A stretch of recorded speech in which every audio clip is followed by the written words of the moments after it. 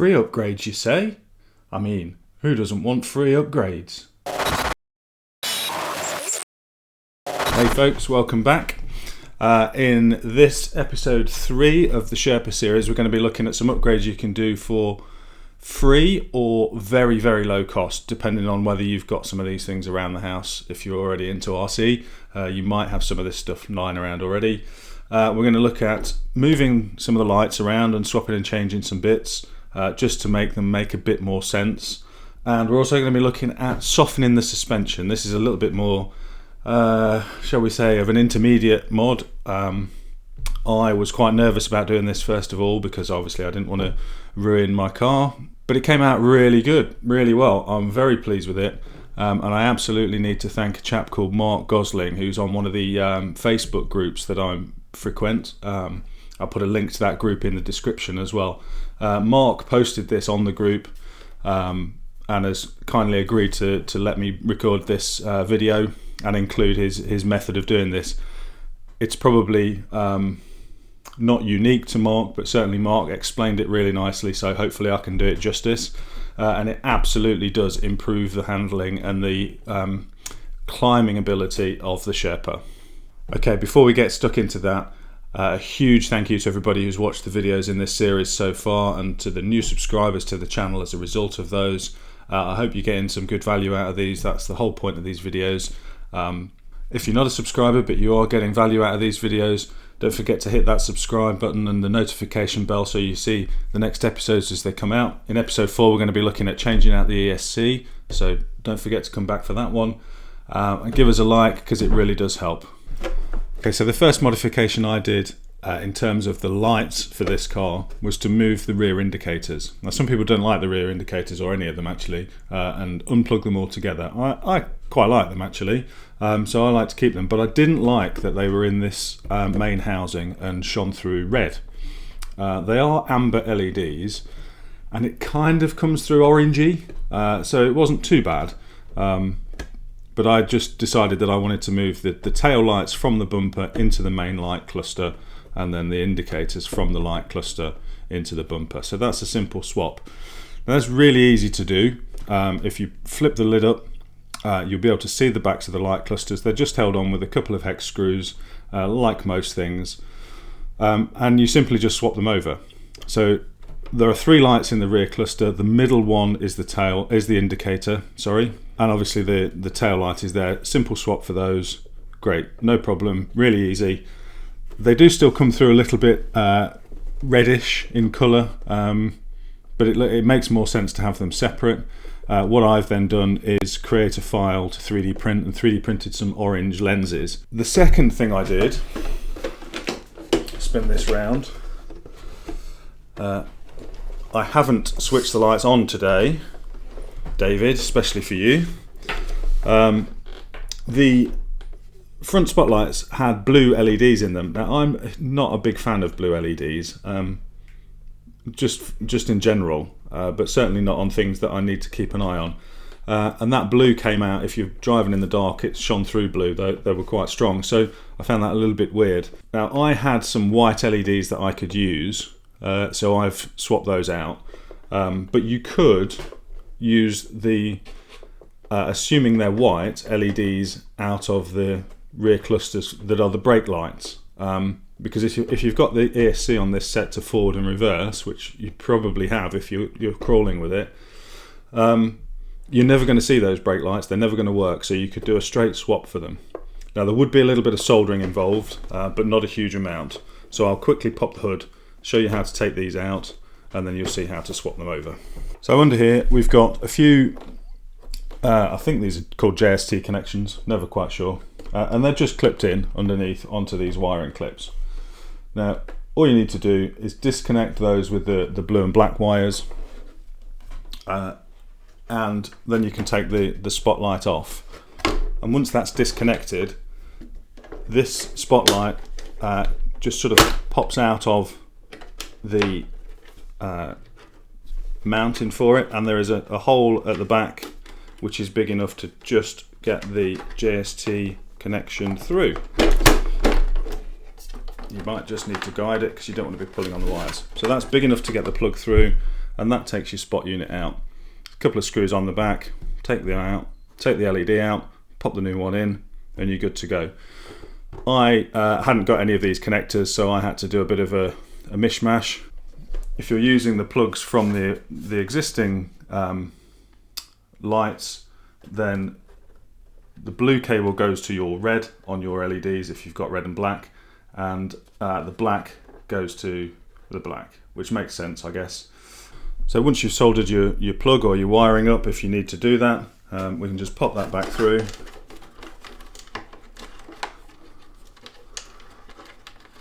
Clip the light back into place, and it just goes in nice and easily when you can see it. There we go, and that's done. Plug it in underneath and tidy up the wires, and it's as simple as that. They're really easy to swap over, so super easy job. And then I've got nice white lights now instead of weird blue ones, which I thought were weird. Oh, sorry, there is one more thing I did on lights, which is to 3D print this little light bar cover. You know, I know a lot of cars, doesn't matter whether they're expensive or cheap, come with open LEDs in these strips, but I just think it makes them look a bit more toy-like.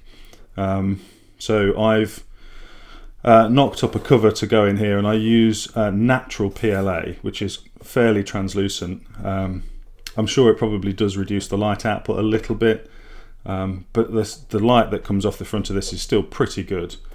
I'll put a link in the description to the Thingiverse listing for that cover, and that's also got the lenses in for the indicators and a few other bits and pieces that you might find useful if you've got access to a 3D printer. Okay, so moving on, we'll get on to the suspension modifications.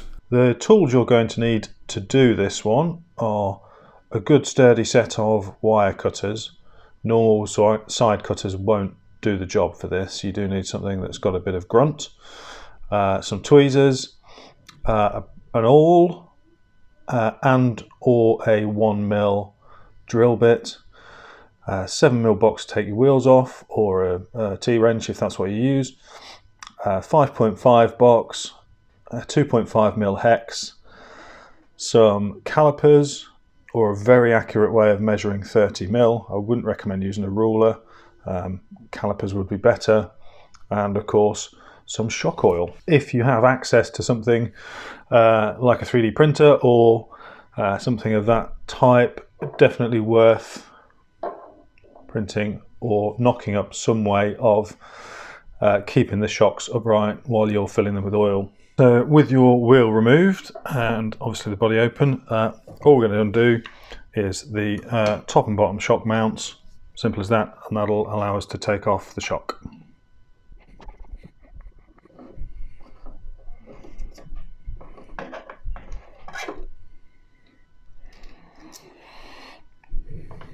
Okay, and there we have our shock.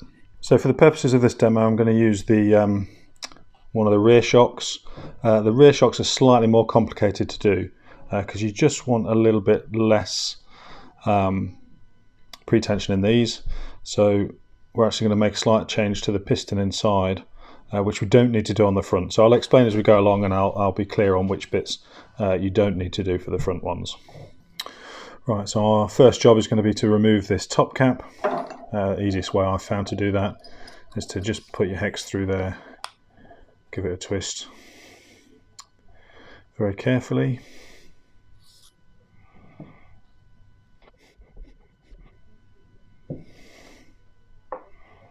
And once we've got that out, I'll just pop that into the shock holder, stop it from going anywhere. Okay, so we'll remove our spring.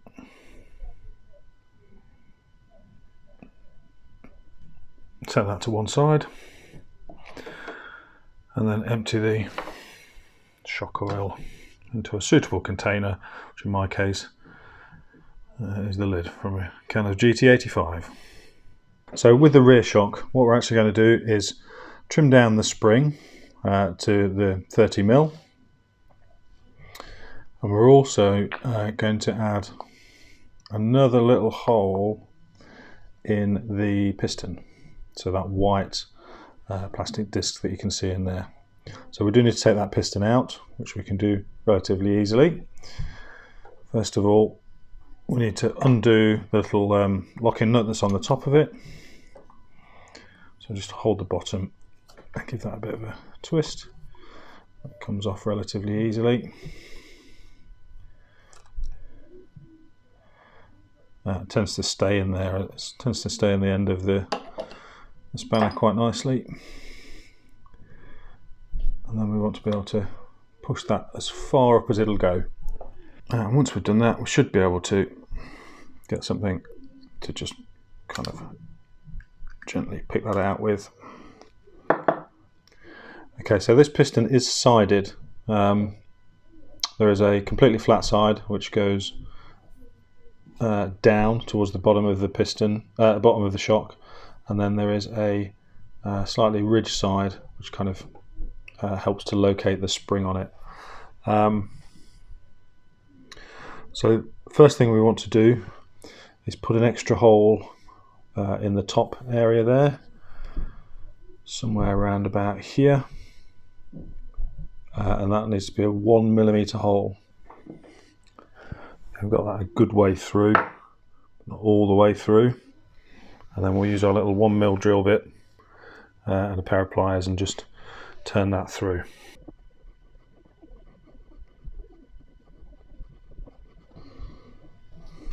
There we go, and we're through there now, and we're good to go. So now we've got that extra little hole in there. Just going to clean that out a little bit more. There we go. So we've got nice clean, you see that? Nice clean hole. So we can put that now back on, straight on top there like that. And then once we've got it so far, we can just put that nut back on there. And then taking your oil very carefully, because you don't want to squirt loads of air in there really. Fill that up.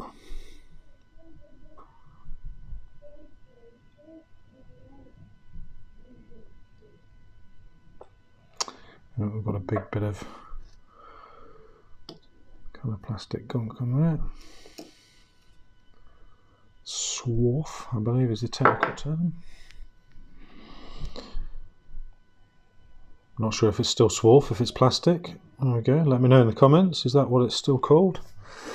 Okay, and I'm going to just leave that, I'll just tap it a couple of times. So what we want to do is give any air bubbles a few minutes to just pop up.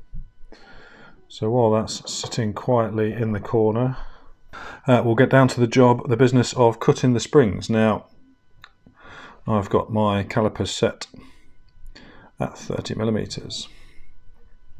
Well, I did say I would mention the difference between the front and rear shocks. So with the front shocks, we don't need that extra hole that I've just drilled into the piston. So you can literally just open the shock up, take the spring out, trim it down, swap the oil over, all of that sort of stuff. So just don't do the bit we've just done for the fronts. So that's pretty much my 30mm point there. So what I'm going to do is I'm actually going to go a coil above that to start with, just to give me a bit of breathing space. Okay. You do need some good clippers for these. 30mm mark, yeah, is about one more turn off there. Just perfect. So I think if we just go exactly where that original cut was, but one more coil in, we will be spot on.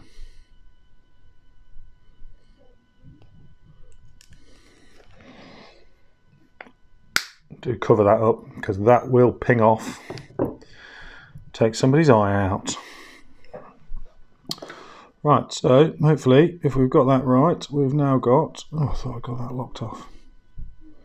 Okay. We should have a nice 30mm spring, or 29.99. It'll make its mind up. this is the bit that gets a bit messy.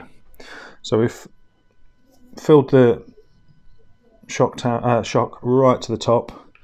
We're going to pop the spring in, and I'm putting it hold flat side down, so that the flat side's against the moving piston, and then the cut side is against the kind of fixed cap. Just gently drop that into place, as you can see. So that's taken away those kind of 3 or 4 coils worth of pre-tension out of that spring. Because when that cap's on, it'll just sit nicely on the top there, which will be absolutely spot on. So I'm going to brim that off with a bit more oil. Be prepared to lose some oil over the sides. So what I'm going to do now, very carefully, because I don't really want air in there, so I'm going to try and keep as much air out as possible. Get that over the top. Just turn it on a couple of threads. You can see it's already starting to run down the sides. So at this point we abandon the stand. We get our vast quantities of glue roll or other workshop tissues are available. Actually, not sure they are. And then we'll just keep tightening that down, but not all the way at this point.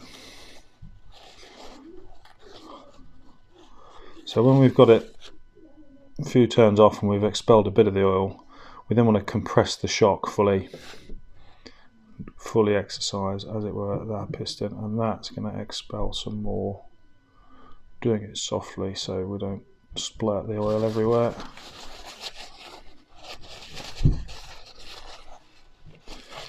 At that point, fully compressed, I'm going to clamp that down.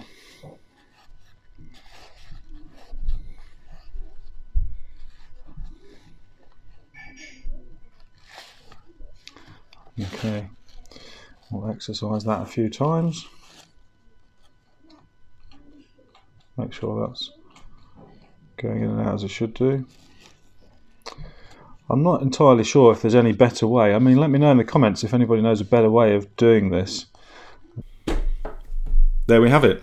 So it's a relatively straightforward thing if you know what you're doing. The steps are fairly simple to follow. You just need to be careful in terms of adding the fluid, making sure you don't finish up with the shocks being too stiff because there's too much fluid in there. They're very difficult to judge because the springs are not on the outside, so you can't judge the rebound. So you do need to be a little bit careful and just make sure they feel right for you. The simple thing is to just get out on the trail and try them out. But providing you can compress the shock fully and nice and easily without too much effort, I think you'll be good to go.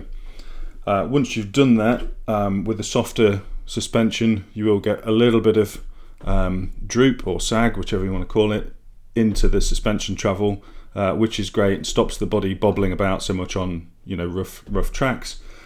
So I think what we'll do now is we'll cut to a little montage, a bit of running video with the suspension upgrades in place and before I upgraded the ESC, so you can see how that reacts and how that drives. I'm really pleased with it. It drives really well now. There's some more stuff to do, I'm sure, and I'm sure it can be improved further, but as things stand at the minute, really pleased.